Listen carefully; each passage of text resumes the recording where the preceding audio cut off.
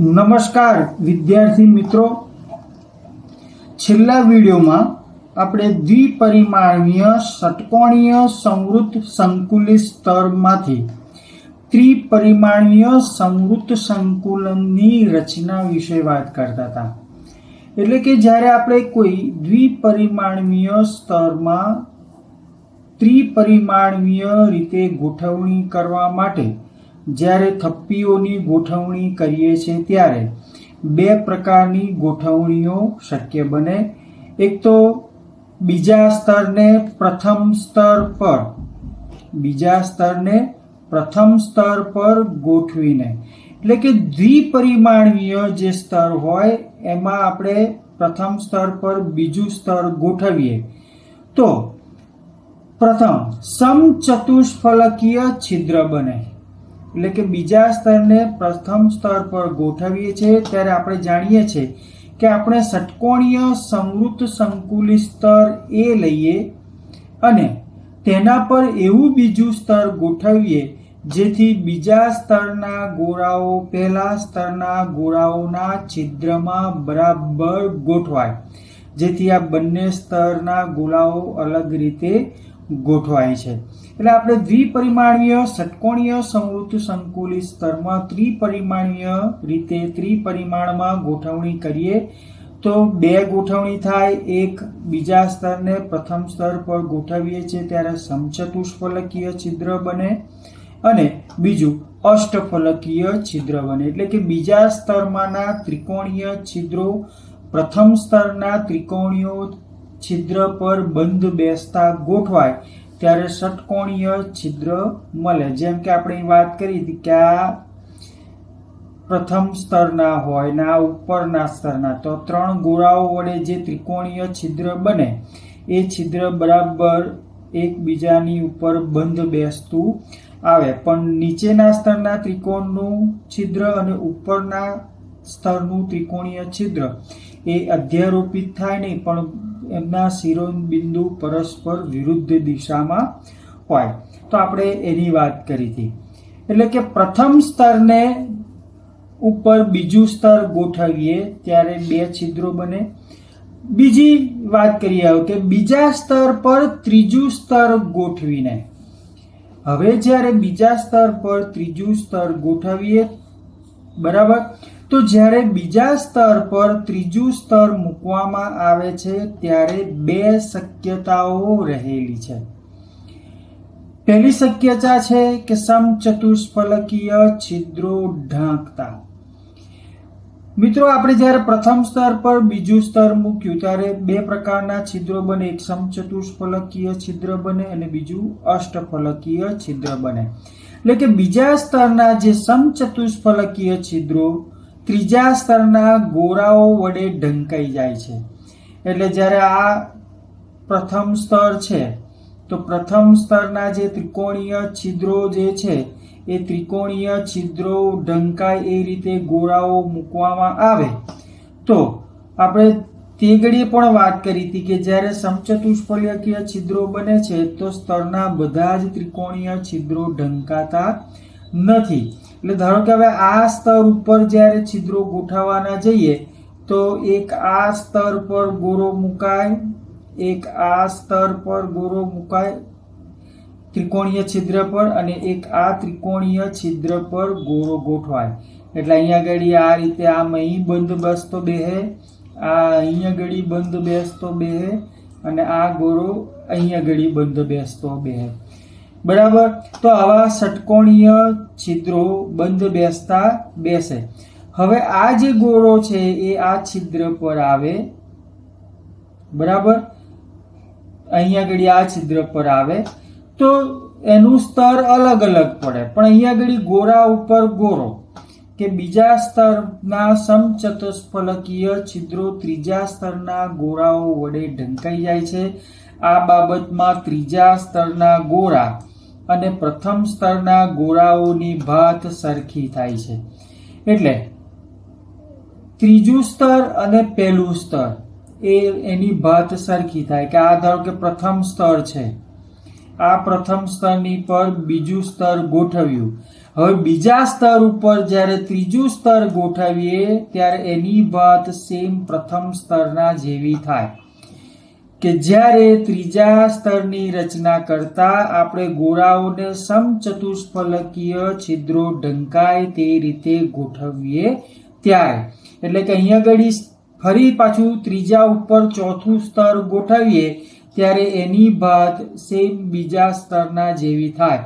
એટલે જે ગોળાઓની પેટર્ન છે એ પેટર્ન AB તરીકેની બનશે. આ રચનાને હેક્ઝાગોનલ ક્લોઝ પેક રચના કહેવાય છે. આ પ્રકારની ગોઠવણી મેગ્નેશિયમ અને ઝિંક જેવી ધાતુઓમાં જોવા મળે છે. હેક્ઝાગોનલ એકમ કોષમાં પરમાણુની ગણતરીની વાત કરીએ તો હેક્ઝાગોનલમાં 12 ખૂણા હોય, બરાબર, અને દરેક ખૂણો એ 6 ઘનના સંપર્કમાં હોય એટલે પ્રતિ એકમ કોષ દીઠ એનો ભાગ 1/6 થાય, બરાબર. અને 2 ફલકના કેન્દ્ર પરમાણુ એટલે કે ફલકના જે 2 પરમાણુ છે એ 2 પરમાણુ 2 ઘનના સંપર્કમાં હોય એટલે પ્રતિ એકમ કોષ દીઠ એનો ફાળો 1/2 થાય. અને 3 ઘનની અંદરના પરમાણુ, આ જે 3, 1, 2 અને આ ફલકના 2 પરમાણુ છે, આ ફલકનો પરમાણુ છે, બરાબર.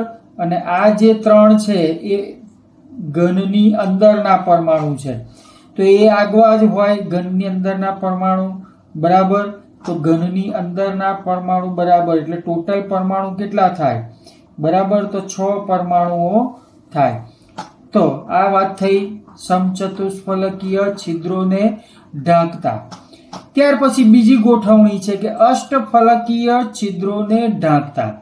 કે હવે બીજા સ્તર ઉપર જ્યારે ત્રીજું સ્તર મૂકીએ ત્યારે બીજા સ્તરથી બનતા જે અષ્ટફલકીય છિદ્રો છે એ ઢંકાય. એટલે કે ત્રીજું સ્તર બીજા સ્તર પર એવી રીતે ગોઠવવામાં આવે છે જેથી તેના ગોળા અષ્ટફલકીય છિદ્રોને ઢાંકે છે. આ રીતે ગોઠવવામાં આવે ત્યારે ત્રીજા સ્તરના ગોળા પ્રથમ અને દ્વિતીય સ્તરના ગોળાઓથી જુદી રીતે ગોઠવાય છે, બરાબર. તો અહીંયા આગળ પ્રથમ સ્તર પર ગોળાઓ ગોઠવાય, દ્વિતીય સ્તર પર ગોળાઓ ગોઠવાય, ત્યાર પછી જે ત્રીજું સ્તર ગોઠવીએ છે ત્યારે જો એ અષ્ટફલકીય છિદ્રોને ઢાંકે એ રીતે મૂકવામાં આવે છે તો તેની પેટર્ન બંને સ્તર કરતા જુદી આવે છે. એટલે A, B અને ત્રીજા સ્તરની પેટર્ન C થાય છે. એટલે વારાફરતી આપણે થપ્પી પર થપ્પી, સ્તર પર સ્તર ગોઠવતા જઈએ એટલે કે A પર B પર C આવે, ફરી પાછું A આવે, B આવે, C આવે. એટલે કે જે થપ્પીની પેટર્ન છે, સ્તરોની ભાત છે એ ABC પ્રકારની થાય છે. એટલે અહીંયા આગળ બીજા સ્તર પર ત્રીજું સ્તર ગોઠવીએ પણ ત્રીજું સ્તર અષ્ટફલકીય છિદ્રોને ઢાંકે તે રીતે ગોઠવવામાં આવે તો તેની પેટર્ન બંને સ્તર કરતા જુદી રીતે આવે છે. એટલે એ પેટર્નને C નામ આપીએ તો ABC પ્રકારની પેટર્ન થાય છે. આ રચનાને સમઘનીય સંવૃત્ત સંકુલન કહેવામાં આવે છે, એટલે કે ક્યુબિક ક્લોઝ પેક કહેવામાં આવે છે, જેને શોર્ટમાં CCP અથવા ફલક કેન્દ્રિત સમઘન રચના કહેવામાં આવે છે. કઈ રચના કહેવામાં આવે છે? ક્યુબિક ક્લોઝ પેક રચના અથવા તો FCC કહેવામાં આવે છે. કોપર અને સિલ્વર જેવી ધાતુઓ આ રચનામાં સ્ફટિકીકરણ પામે છે. હવે આ જે બંને પ્રકારના સંકુલન જોયા એ ખૂબ જ સક્ષમ હોય છે, બરાબર, કે જે 74% જેટલો અવકાશ ભરે છે. કે અહીંયા આગળ આપણે ત્રિપરિમાણીય રચનામાં જોયું કે ભાઈ સમચતુષ્ફલકીય છિદ્ર હોય ને અષ્ટફલકીય છિદ્ર હોય. તો છિદ્ર એટલે એટલો ખાલી અવકાશ, પણ આ બધી બે રચનાઓ એ એટલી બધી સક્ષમ હોય છે કે આ બંને પ્રકારના સંકુલન ખૂબ જ સક્ષમ છે, જે એકમ ઘનનો મેક્સિમમ અવકાશ રોકે છે. ખાલી અવકાશ જે છિદ્રો હોય છે એનાથી જે ખાલી અવકાશ હોય છે એ ઓછો રોકે છે અને 74% જેટલો એ અવકાશ આ ભરી દે છે. એટલે તેમાંના ગમે તેમાં દરેક ગોળા 12 ગોળાઓના સંપર્કમાં હોય છે। બરાબર, આપણે ચોરસ સંવૃત સંકુલનથી ત્રિપરિમાણીય રચના બને કે ષટકોણીય સંવૃત રચનાથી ત્રિપરિમાણીય રચના બને, તેમાં દરેક ગોળો 12 ગોળાઓના સંપર્કમાં હોય છે, એટલે કે ત્રિપરિમાણીય રચનામાં તેમનો સવર્ગાંક 12 થાય છે। તો આ વાત થઈ એ ત્રિપરિમાણીય રચનાની વાત। મિત્રો, આ જ વાત આપણે એનિમેશન દ્વારા। નમસ્કાર વિદ્યાર્થી મિત્રો, આપણે જે સંવૃત સંકુલન ક્લોઝ પેક રચના વિશે વાત કરી, તો આ સંવૃત સંકુલનમાં આપણે ત્રિપરિમાણીય રીતે એનિમેશન દ્વારા સમજીએ કે ભાઈ ત્રિપરિમાણીય રીતે સંવૃત સંકુલન કેવી રીતે જોવા મળે છે। જો આપણે ઘટક કણોને એક સરખા ગોળા તરીકે કલ્પીએ તો ત્રિપરિમાણીય રચના નક્કી કરવા માટેના 3 સોપાન છે। નંબર 1, એક પરિમાણમાં સંવૃત સંકુલન, દ્વિપરિમાણમાં સંવૃત સંકુલન અને ત્રિપરિમાણમાં સંવૃત સંકલન। તો જે પ્રથમ સોપાન છે એક પરિમાણમાં સંવૃત સંકલન, કે એક પરિમાણ સંવૃત સંકુલન રચનામાં ગોળાઓ માત્ર એક જ રીતે, એટલે કે એકબીજાને અડકે તેમ એક જ હરોળમાં ગોઠવાયેલા હોય છે। આ ગોઠવણમાં દરેક ગોળો તેના 2 પડોશી ગોળાઓ સાથે સંપર્કમાં હોય છે। બરાબર, તમે આ જોયું કે દરેક ગોળો એ 2 ગોળાના સંપર્કમાં હોય છે અને કણના સૌથી નજીકના પડોશી કણને તેનો સવર્ગાંક કહેવામાં આવે છે। એટલે અહીંયા આગળ એક પરિમાણીય સંવૃત સંકુલનમાં તમે જોશો તો દરેક ગોળા બીજા 2 ગોળાના સંપર્કમાં છે, એટલે કે તેનો સવર્ગાંક 2 હોય છે। તો આ વાત થઈ એક પરિમાણમાં સંવૃત સંકુલનની વાત।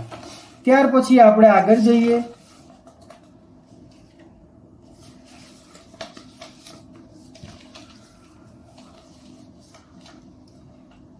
કે દ્વિપરિમાણમાં સંવૃત સંકુલન, કે ક્લોઝ પેકિંગ રચનાની અંદર દ્વિપરિમાણીય રચનાની અંદર 2 પ્રકારની ગોઠવણી બને છે। એક ચોરસ સંવૃત સંકુલન અને બીજું હેક્ઝાગોનલ સંવૃત સંકલન, એટલે કે સંવૃત સંકુલિત ગોળાની હારની થપ્પી અથવા ગોઠવણી કરીને આપણે 2 જુદી જુદી રચનાઓમાં, એક ચોરસ સંવૃત સંકલનમાં અને બીજું ષટકોણીય સંવૃત સંકુલનમાં ગોઠવી શકીએ। તો આપણે સૌપ્રથમ ચોરસ સંવૃત સંકુલનનું જોઈએ કે ભાઈ ચોરસ સંવૃત સંકુલનની અંદર જે હાર હોય છે એ હારની ઉપર બીજી થપ્પી, ત્રીજી થપ્પી, ચોથી થપ્પી કરીને કરી શકાય છે। તો અહીંયા આગળ જ્યારે પ્રથમ હરોળ પર બીજી હરોળ ગોઠવાય તો પ્રથમ હરોળના ગોળાઓની ઉપર જ ગોળાઓ બરાબર રીતે બંધ બેસતો ગોઠવાય તે રીતે ગોઠવાય છે। આમ ગોળા ઉપર ગોળો, એટલે આડી હરોળમાં અને ઊભી હરોળમાં ગોળાઓની ભાત એક સરખી જ આવે છે। અને જો આપણે બંને હરોળની અંદર આડી હરોળમાં કે ઊભી હરોળમાં ઊભી અને આડી રીતે ગોળાઓની ભાત એક સરખી થાય છે, એટલે કે આપણે જો પ્રથમ હરોળની ભાતને એ કહેતા હોઈએ તો દરેક હરોળની ભાત એક સરખી એ પ્રકારની થશે। આ ઉપરાંત ચોરસ સંવૃત સંકુલનમાં પ્રત્યેક ગોળો એ બીજા 4 ગોળાઓના સંપર્કમાં રહેલો હોય છે। એટલે કે અહીંયા આગળ જો આપણે આ ગોળાની વાત કરીએ તો એ 4 ગોળાઓના સંપર્કમાં હોય છે, એટલે કે ચોરસ સંવૃત સંકુલનની અંદર ગોળાઓનો સવર્ગાંક 4 હોય છે।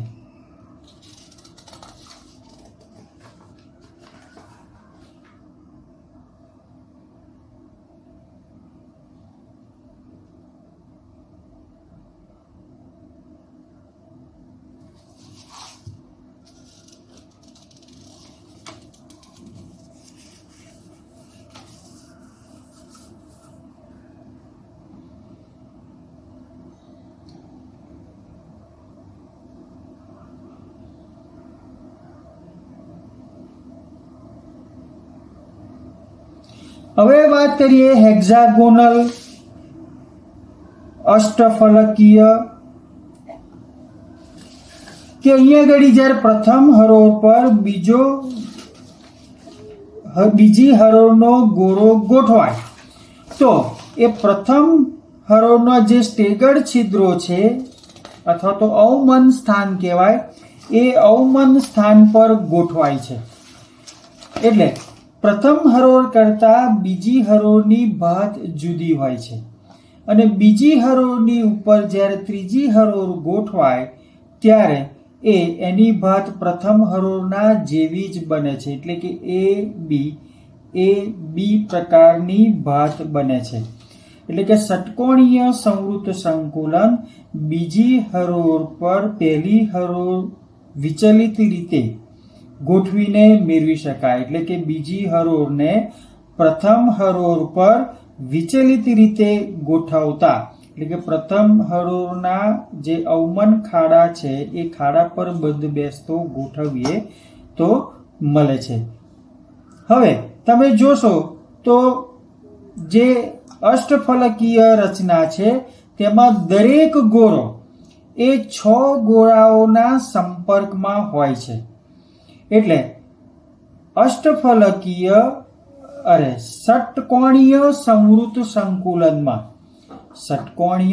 સંવૃત સંકુલનમાં દરેક ગોળાનો જે સવર્ગાંક છે એ સવર્ગાંક 6 થાય છે દરેક ગોળાનો, અને તેની પેટર્ન એ બી પ્રકારની હોય છે.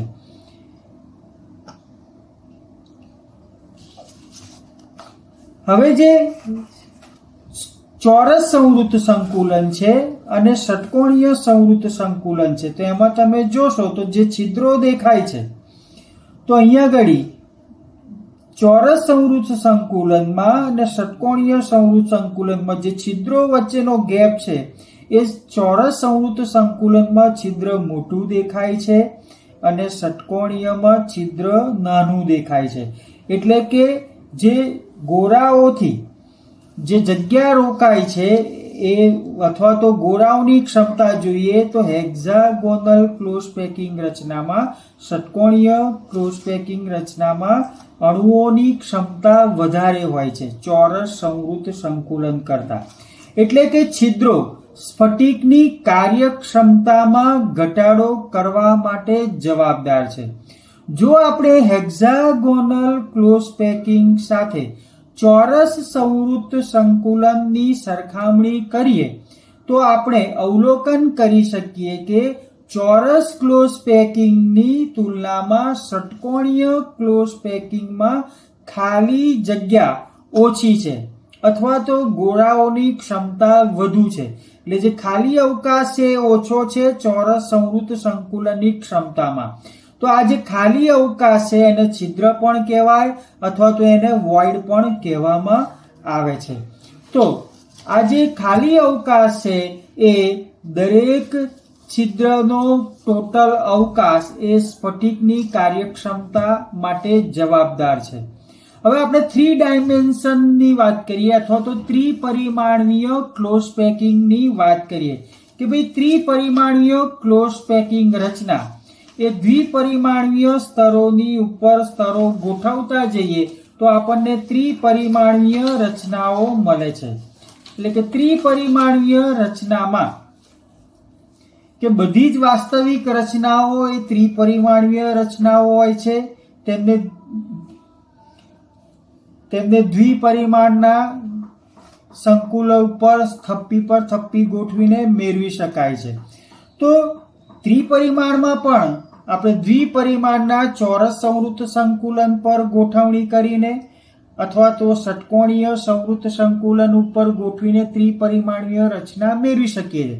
તો આપણે દ્વિપરિમાણનું ચોરસ સંવૃત સંકુલન લઈએ તો ધારો કે આપણે દ્વિપરિમાણનું ચોરસ સંવૃત સંકુલન લીધું તો એમાં તમે જોશો તો એનું પ્રથમ સ્વરૂપ આ રીતું દેખાશે કે ભાઈ આ એક સ્તર છે, એક સ્તર પર બીજું સ્તર ગોઠવીએ તો આ દ્વિપરિમાણનું ચોરસ સંવૃત સંકુલન છે. હવે એના ઉપર બરાબર ગોળા ઉપર ગોળો ગોઠવાય એ રીતે આપણે ચોરસ સંવૃત સંકુલનોની થપ્પી ગોઠવતા જઈએ તો અહીંયા આગળ આ એક થપ્પીની પર બીજી થપ્પી, તો ગોળા ઉપર જ ગોળો ગોઠવાય છે, આડી રીતે કે ઊભી રીતે કે ગમે તે રીતે ગોળા ઉપર જ ગોળો બરાબર ગોઠવાય છે. એટલે આમ થપ્પીઓની ભાત જોઈએ તો દરેક થપ્પીની ભાત એક સરખી જ થશે. અને તમે જોશો તો પ્રત્યેક ગોળો એ 6 ગોળાઓના સંપર્કમાં હશે. 4 એક જ સમતલના એટલે એક જ હરોળના, એક ઉપરની હરોળનો ગોળો અને એક નીચેની હરોળનો, એમ ટોટલ 6 ગોળાઓના સંપર્કમાં તે હશે. આમ ચોરસ સંવૃત્ત સંકુલન જે ત્રિપરિમાણીય સંવૃત્ત સંકુલન છે, તો એમાં ચોરસ સંવૃત્ત સંકુલનમાં પ્રત્યેક ગોળાનો સવર્ગાંક કેટલો થશે? 6 થશે. એટલે અહીંયા આગળ દરેક થપ્પીની ભાત એક સરખી થશે, એટલે કે એ પ્રકારની એક સરખી થપ્પીની ભાત થશે.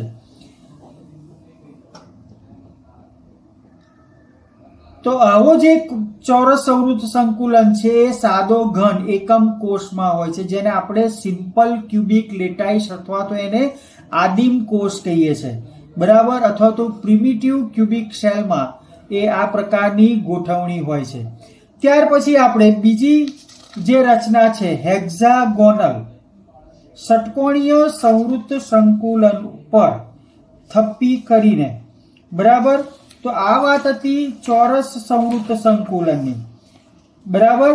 તો હવે ષટકોણીય સંવૃત્ત સંકુલન ઉપર કે ષટકોણીય સંવૃત્ત સંકુલન ઉપર જ્યારે થપ્પી પર થપ્પી કરીને આપણે જઈએ, બરાબર, તો અહીંયા આગળ પ્રથમ હરોળની ભાત અને બીજી હરોળની ભાત, એટલે કે બીજી હરોળ પ્રથમ હરોળના અવમન ખાડામાં અથવા તો સ્ટેગર્ડ રીતે ગોઠવાયેલી હોય છે, બરાબર. એટલે અહીંયા આગળ તમે જોશો તો આ એક સ્તર ષટકોણીય સંવૃત્ત સંકલનનું દ્વિપરિમાણીય સ્તર છે. હવે જ્યારે એની ઉપર બીજું સ્તર ગોઠવાય છે ત્યારે ચોરસ સંવૃત્ત સંકુલન હોય તો ચતુષ્ફલકીય છિદ્રને ઢાંકતા ગોઠવાય, બરાબર. તો અહીંયા આગળ ચતુષ્ફલકીય છિદ્રને ઢાંકતા, તો placing second layer over the first layer, એટલે કે પ્રથમ લેયર પર જ્યારે બીજું લેયર ગોઠવાય છે ત્યારે ચતુષ્ફલકીય છિદ્રોને ઢાંકે છે. તો આ જે ત્રિકોણીય છિદ્રો છે એ બધા ચતુષ્ફલકીય છિદ્રો છે અને એ ચતુષ્ફલકીય છિદ્રોને ઢાંકતા ગોળાઓ ગોઠવાય છે.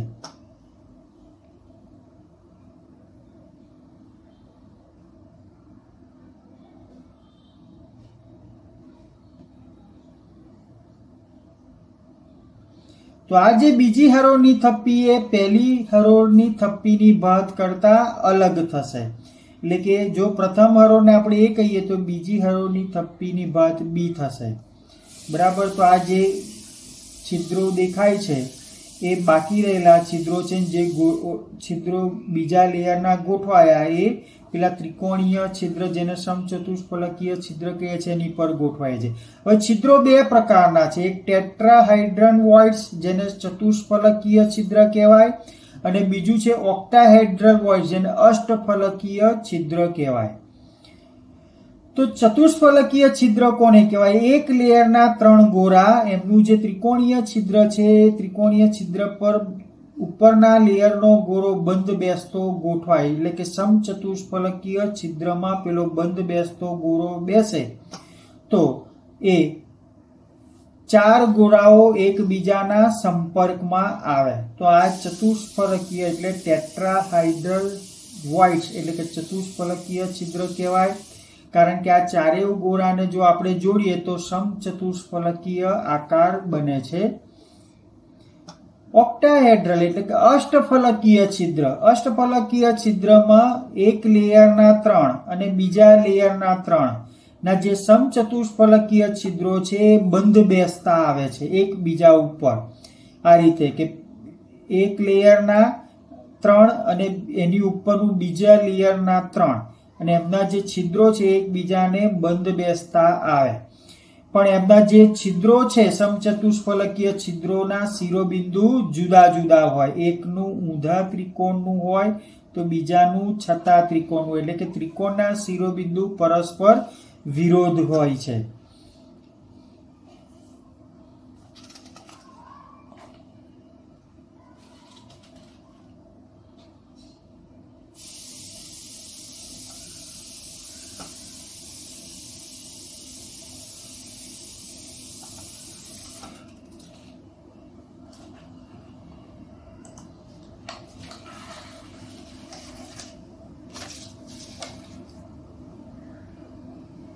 થ્રી ડાયમેન્શન રચનાની અંદર જે બીજા સ્તર ઉપર જ્યારે ત્રીજું સ્તર ગોઠવીએ છે, બીજા સ્તર પર ત્રીજું સ્તર ગોઠવીએ છે ત્યારે બે પ્રકારની ગોઠવણીઓ શક્ય બને છે. બરાબર, આપણે અહીંયા આગળ જોયું કે આ બીજા લેયર પર ત્રીજું લેયર ગોઠવાય છે. બરાબર, તો કવરિંગ ટેટ્રાહાઇડ્રલ વોઇસ અને કવરિંગ ઓક્ટ્રાહાઇડ્રલ, એટલે કે સમચતુષ્ફલકીય છિદ્રોને ઢાંકતા અને અષ્ટફલકીય છિદ્રોને ઢાંકતા, એટલે કે બે લેયર પર ત્રીજું લેયર ગોઠવાય તો આ સમચતુષ્ફલકીય છિદ્રો ઢંકાય તે રીતે ત્રીજું લેયર ગોઠવાય છે. ત્યારે એની જે ભાત છે, પેટર્ન છે, એ પ્રથમ હરોળના જેવી જ બને છે.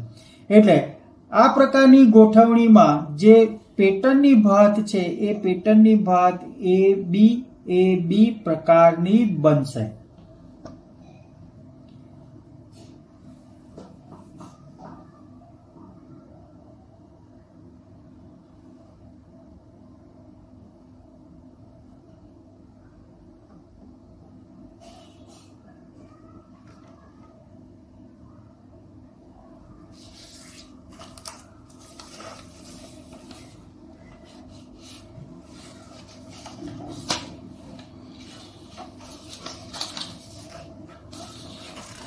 આમાં દરેક ગોળો 6 ગોળાઓના સંપર્કમાં, એક જ લેયરના 3 ઉપરના 3 નીચેના એમ 12 ગોળાના સંપર્કમાં હોય, એટલે એનો સવર્ગાંક થશે 12. હવે બીજી રચના એવી બનશે કે જે અષ્ટફલકીય છિદ્રોને ઢાંકશે, એટલે કે પ્રથમ લેયર અને દ્વિતીય લેયરના જે અષ્ટફલકીય છિદ્રો બને એ અષ્ટફલકીય છિદ્રોને ઢાંકે. એટલે જ્યારે અષ્ટફલકીય છિદ્રોને ઢાંકે છે ત્યારે તેની ભાત બંને લેયર કરતા, પ્રથમ લેયર કરતા દ્વિતીય લેયર કરતા જુદી બને છે. એટલે કે ત્રીજા લેયરની પેટર્ન બંને કરતા જુદી, એટલે કે પ્રથમ લેયરની એ હોય, દ્વિતીય લેયરની બી હોય તો ત્રીજા લેયરની પેટર્ન સી બને છે. એટલે કે એબીસી પ્રકારની પેટર્ન બને છે.